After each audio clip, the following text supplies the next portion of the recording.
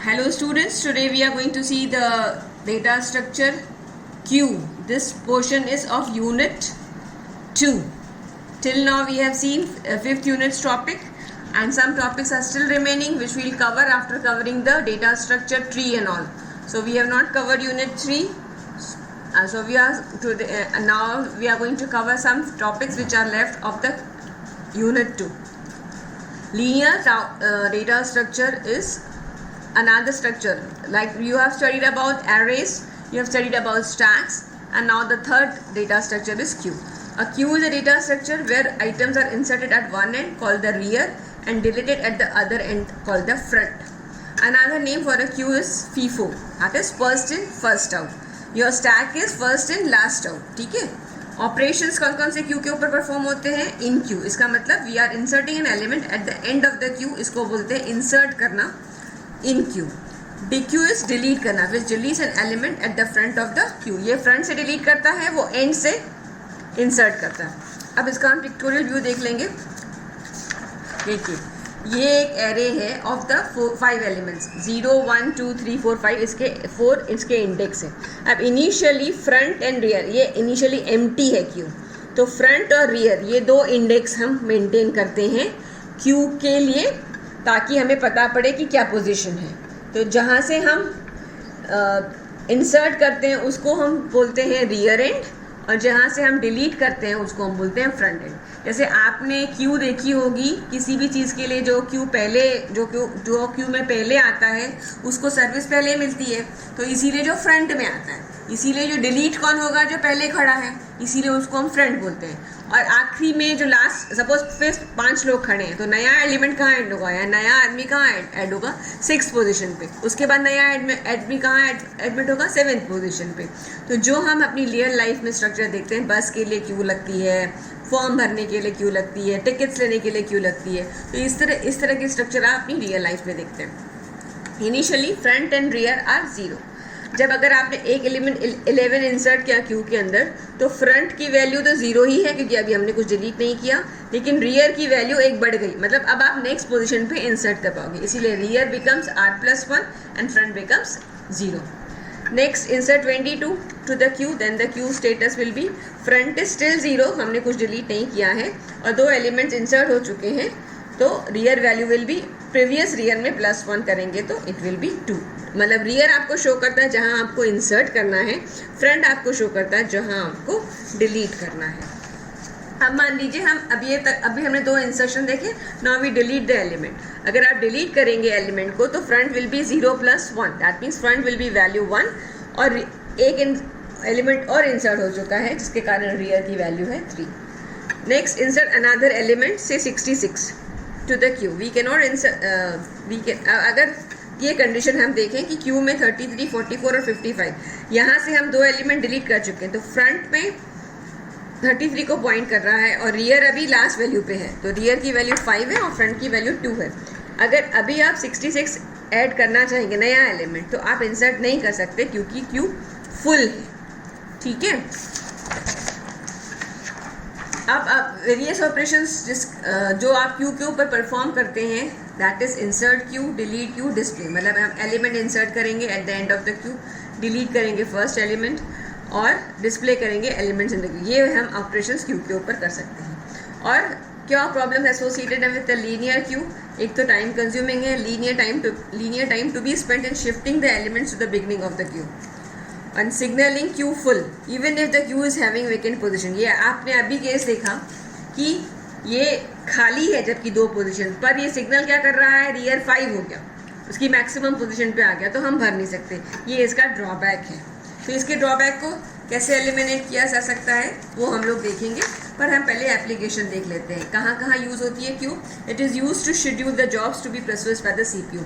तो central processing unit को हम कंप्यूटर में जॉब्स देते हैं, उनमें से कैसे शेड्यूलिंग होगी, किसको फर्स्ट मिलेगा किसको सेकेंड मिलेगा, उसकी शेड्यूलिंग के लिए ये यूज़ होती है.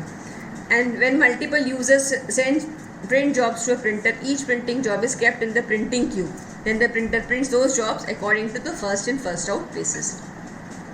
Breadth first search uses a queue data structure to find an element from the graph. ये जब हम ग्राफ करेंगे तब इसका यूज देखेंगे. अब जो डिसएडवांटेजेस हमने पहले देखे क्यू के साथ, जो लीनियर क्यू थी, उसको एलिमिनेट करने के लिए एक ऑप्शन आता है जिसको हम बोलते हैं circular queue. A circular Q is one in which the insertion of new element is done at the very first location of the Q if the last location of the Q is full. जिसका मतलब अगर यहाँ पे ये full था तो पहले कौन सी एलिमेंट फ्री है, ये, तो ये इसके बाद यहाँ पे वो ऐड होगा. सपोज वी हैव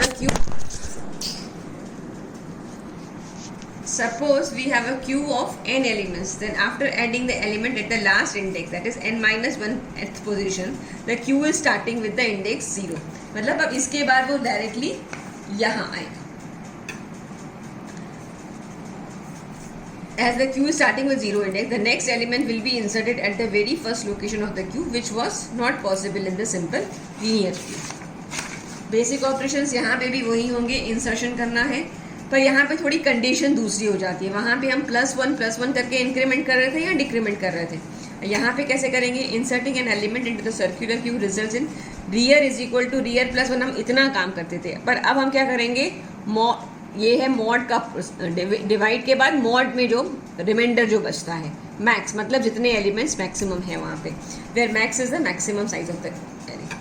डिलीशन में क्या करेंगे, deleting element from the circular queue results in front +1 mod max where max is the maximum size of the array. इससे क्या हो जाएगा, हमें जो वैल्यूज जो पोजीशंस फ्री हैं उन पे इंसर्ट या डिलीट करते इजीली बनेगा. Traverse Q displaying the elements of the circular Q. ये जिस तरह आप ट्रैवर्स करते हैं, मतलब एक एक एलिमेंट को सर्च करते हैं. सर्कुलर क्यू कब एम्प्टी होगी, जब फ्रंट एंड रियर दोनों 0 होंगे, उस वक्त सर्कुलर क्यू एम्प्टी होगी. अब देखिए इसका रिप्रेजेंटेशन कैसे होता है, circular representation using arrays. Let us consider a circular queue. अब यहाँ पे ये 0 एलिमेंट है, 0 1 2 3 4 5. यहाँ ये this is the Q of 6 elements, पर ये स्टार्ट कहाँ से हो रहा है, 0 to 5. सी का इम्प्लीमेंटेशन अगर हम देखें, एलिमेंट्स टोटल है 6. Initially Q is empty, maximum value is 6, total number of elements. Front and rear is 0 and count is 0. अभी तक कोई भी एलिमेंट इंसर्ट नहीं हुआ. काउंट हम इसका इंडेक्स के लिए फाइंड आउट करेंगे. अब देखिए, अब अगर अब इसमें हम देखेंगे insertion and deletion operation on a circular queue. Insert new elements 11 22 20 33 44 and 55 in the circular queue. अब आपने ये 0 से स्टार्ट किया. Initially front and rear are 0. अब जब आप ऐड करते जाओगे तो कंडीशंस क्या थी, कंडीशंस थी rear +1 mod max. Initially rear is 0 +1 mod max. Max की वैल्यू कितनी है इस केस में 6, तो ये क्या आएगा 1 डिवाइडेड बाय 6. तो रिमाइंडर वैल्यू क्या बचेगी 1. तो इसका रिजल्ट क्या आएगा, इनिशियली 0 में ऐड होगा, उसके बाद ये इंक्रीमेंट होगा. पहले रियर की वैल्यू क्या है 0, तो 0 पे ऐड हो जाएगा, उसके बाद नेक्स्ट वो 1 पे ऐड होगा. ये फर्स्ट एलिमेंट है, ये सेकेंड एलिमेंट है. 11 यहाँ ऐड होगा, 22 33 34 44 5. यहाँ पे आके 4 ये आ गया. Rear is now 4. अब अगर आप काउंट कितना हो गया, नंबर ऑफ एलिमेंट्स कितने ऐड हो गए हैं, ठीक है, काउंट इज 5 यहाँ पे, ठीक है. अब आपने कितने एलिमेंट्स इंसर्ट किए, 5 एलिमेंट्स. तो 5 एलिमेंट्स इंसर्ट हो गए. अब आपको नेक्स्ट एलिमेंट यहाँ पे इंसर्ट करना है, तो आप नेक्स्ट इंसर्ट कर सकते हैं. It this will continue. अब अगर हमें डिलीट करना है एलिमेंट 11 एंड 22, तो फ्रंट इज 0 एंड उसको हम इंक्रीमेंट करेंगे. फ्रंट इज 0 इनिशियली, तो फ्रंट +1 आएगा, रियर 5 ही रहेगा. जब आप डिलीट करेंगे तो फ्रंट की वैल्यू 0 थी, वहाँ से डिलीट होके इंक्रीमेंट हो जाएगा फ्रंट +1 मॉड 6. तो यहाँ पे फ्रंट इज विल बी 0 +1 हुआ, मॉड 6 मतलब 1 ही वैल्यू आएगी, तो 1 पे आप बढ़ जाएंगे. पहले ये वाला डिलीट होगा, फिर 22 को डिलीट करना है, तो फिर वो 1 वाला डिलीट होगा और फ्रंट की वैल्यू आगे बढ़ेगी. So in this way it will continue. So now front is 2 and rear is 4.